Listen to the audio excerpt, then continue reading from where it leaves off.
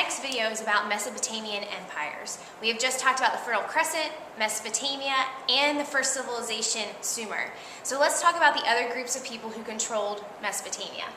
As with any region in history, rule of Mesopotamia would change hands numerous times. The city-states of Sumer often fought one another. This weakened the city-states, and therefore in year 2400 BC, the Akkadians took power. The Akkadians were a group of people from the northern region of Mesopotamia called Akkad. The Akkadian leader was a man named Sargon. Sargon was the first leader to have a permanent army. Eventually, Sargon and his army defeated all of the city-states of Sumer. Sargon and the Akkadians ruled all of Mesopotamia and established the world's first empire.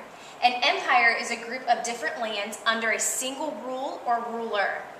The Akkadian rule of Mesopotamia came to an end when the city-state of Ur regained its power.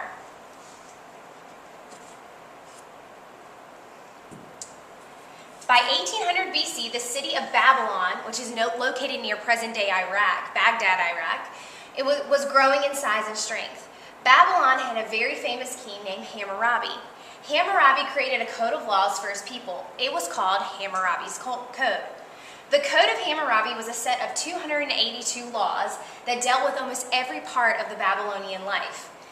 These laws covered everything from trade, to farming, to marriage, and murder.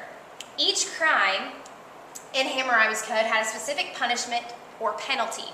Social classes would determine how harsh the penalty would be. For example, if you injured a rich man, your penalty would be harsher than if you injured a poor man. Hammurabi's Code was written down for all the people of Babylon to see. It was also written down so that everyone in the Babylonian Empire would know the laws.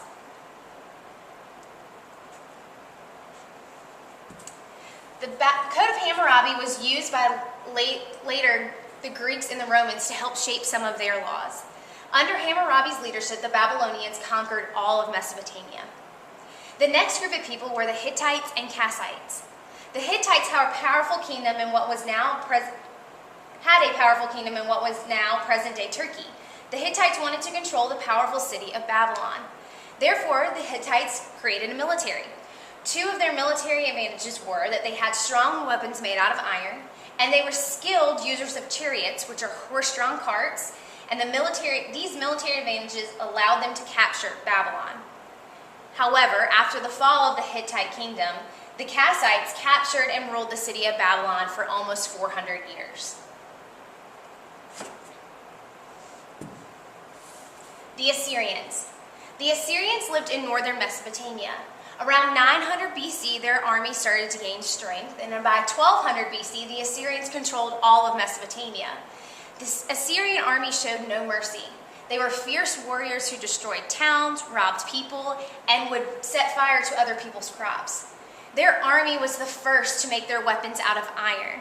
This iron was much stronger than other groups of people's weapons that were made out of tin and copper. The Assyrians required the people they conquered to pay them money and to follow very strict laws.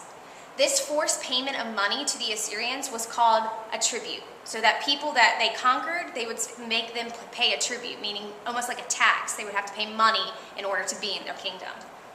Nineveh was the most important city in the Assyrian Empire. It was located along the Tigris River.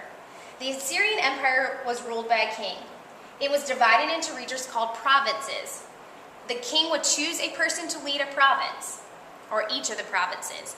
They were still under the rule of the king, but the empire was so large, the king would put individual people in charge of each of the individual provinces. The Assyrians participated in lots of trading. They brought in wood and metal from other places in the world to create buildings, tools, and weapons. Eventually, the Assyrian Empire fell because of civil war. Civil war is when people of the same empire, or even people of the same country, begin to fight one another.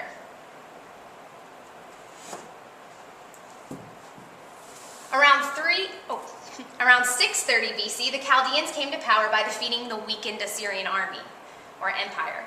The Chaldeans took over the lands that the Assyrians had once ruled. They moved the capital of their empire back to the city of Babylon. The Chaldeans' famous king was King Nebuchadnezzar. He rebuilt the city of Babylon and made it the largest and richest city in the world.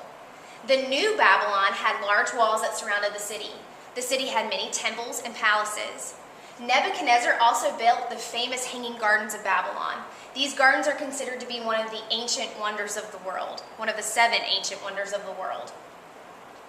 Basically, it was this really big tiered garden that looked like the plants were floating, and he used irrigation systems to water these plants. A major trade route developed in Babylon. This resulted in many caravans passing through the city. A caravan is a group of traveling merchants who would come through the city and bring goods to Babylon to trade or sell. Some of the goods that were traded or sold were cloth, jewelry, and baskets. This made the city of Babylon very rich. Some of the Chaldean achievements included astronomy, meaning they mastered the study of stars, planets, and moons. They created the first sundial, and they were the first to follow a 7-day week. The Phoenicians.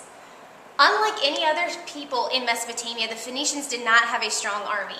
They were a wealthy society based on trade. The Phoenicians were excellent sailors. They had fast ships that they used to travel all over the Mediterranean area. They traveled to places like Egypt, Greece, Italy, Sicily, and even Spain. During these trips, the Phoenicians would trade things like lumber, slaves, and purple-dyed fabric. The most important Phoenician achievement was that they created one of the world's first alphabets. They developed this alphabet to keep and record and keep track of everything that they were trading. The alphabet that the Phoenicians created is the alphabet we use today.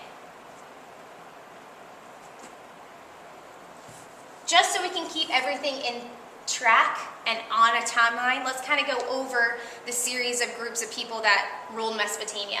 You have the Sumerians, then the Akkadians, the Babylonians, the Hittites and the Kassites, the Assyrians, the Chaldeans, and then the Phoenicians.